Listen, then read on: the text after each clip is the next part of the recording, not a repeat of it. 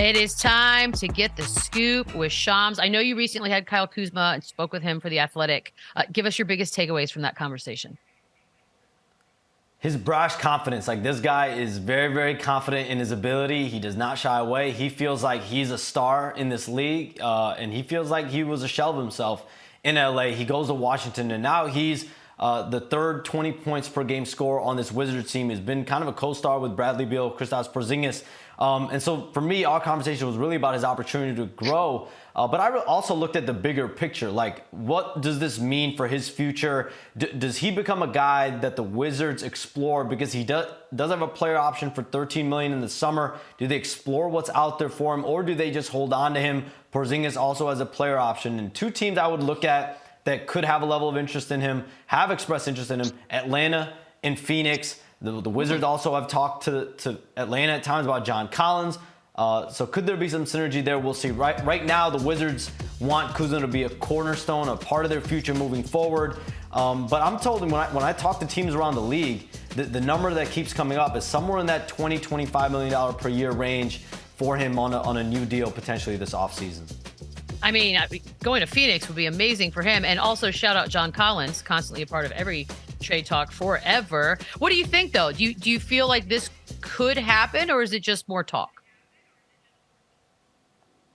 Well, I think this is something that the Wizards are going to have to figure out. Like, is this a guy that you want to continue to build around? Because you know that there's a price threshold you're going to have to get to retain him. It's going to be 20 or more. So they're going to have to make a decision getting close to the trade deadline. Is that a route you want to go with? Or do you go with a guy like John Collins, who's already under contract for multiple years after this year? I believe 3 years after this year, 25 a year. But right now, they want Kuzma to work. They want this big three that they've formed to be formidable in the East. All right, I want to hear what you think, Chandler. 2025, do you keep him? Do you trade him? What do you do with Kuzma?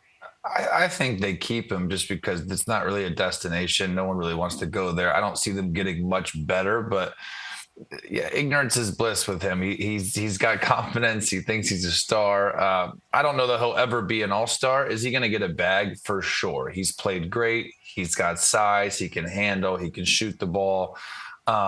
I like him on a team like Phoenix where he's got other players around him, and I liked him on the Lakers, and now I don't like him so much as kind of like one of the guys on the Wizards. It's just kind of how it goes. But yeah, you put Devin Booker next to him, he's a lot better. You put him on the Hawks with that much talent, he's very good. But I don't think he's ever a 1 or 2 option on a championship team. I don't ever think he's an all-star, but he's going to get paid. He's going to get $100 million, and he deserves it. He's playing well. He's versatile. He can do a little bit of everything. And yeah, the dude is confident.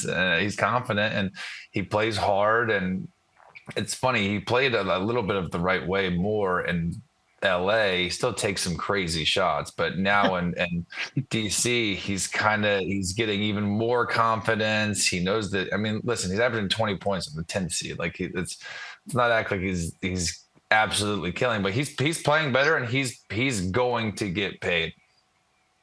I agree with Chandler, and the best place for Kuz is somewhere averaging like 14 points on a contender. He's grown as a defensive player. He's 27 years old. This is the best deal he's probably going to get in his career. I think one thing to keep in mind is with the new TV deal coming, his deal will age well. The new TV deal will change the BRI smack dab in the middle of his contract, and it'll look a lot better. What I do wonder, and what I do think is great team building, is you let a guy play up to this contract on your team. If you're not a contender, you let him walk. You don't want him to be the centerpiece of your team. But if you are a contender and you have the space to add somebody, maybe somebody like the Pelicans can add him, and he becomes a piece for you. I think that's a great ad. So it's all about situation. Somebody's going to pay him. I think he's worthy of the contract. I wouldn't make him the centerpiece of my team, but a complimentary piece at a nice price, yeah, that can push you over the top. Look at what Andrew Wiggins did last year, and we've had a host of those guys over the history of the NBA. So I think Chandler's dead on. But that's the problem, right? Teams pay guys off what they've done or what they're doing, not what they're going to do. And they did it with me. I had great years in my free agent years. They paid me. It didn't really pan out for them. I can see that being similar. I can see that being similar for Kuzma. The guy, he'll put up big numbers. He'll have big games, but I don't see it as on a contending team. Like Eddie said, he needs to just kind of be that everything guy, average 15, 5 and 5. He doesn't need to be the guy that's going to get 30 or averaging 20 on a bad team. I think the more talent and the better team he's on, the better Kyle Kuzma is going to be. I love when we get Chandler confessions just randomly thrown into the show somewhere in there. Shams, I know this is our Friday here, being Wednesday. We will see you Monday. Have a great rest of your weekend. Thank you as always. Chandler. You know what? I like this segue, by the way, because we're going to talk Washington Wizards. It's panic button time. This is perfect timing. They're 3-7, their last 10. If we're going to talk about whether they're contenders or not, this doesn't look great. Beal out with a hammy. If you're going to hit the panic button on this Wizards team, Eddie? Yeah, a little bit. And for a lot of what we just mentioned, they have two incredibly tradable players in Kristaps Porzingis and Kyle Kuzma. And people are calling. Shams reported it. Phoenix is interested. Atlanta is interested. I'd imagine there's other teams as well. And the same thing for Porzingis, as both these guys are on expiring deals, and they're set to get hefty raises. This isn't a contender by any means. So do you triple down with these three guys and say, we'll be the 6th seed forever? No, that's not the best way to build a team.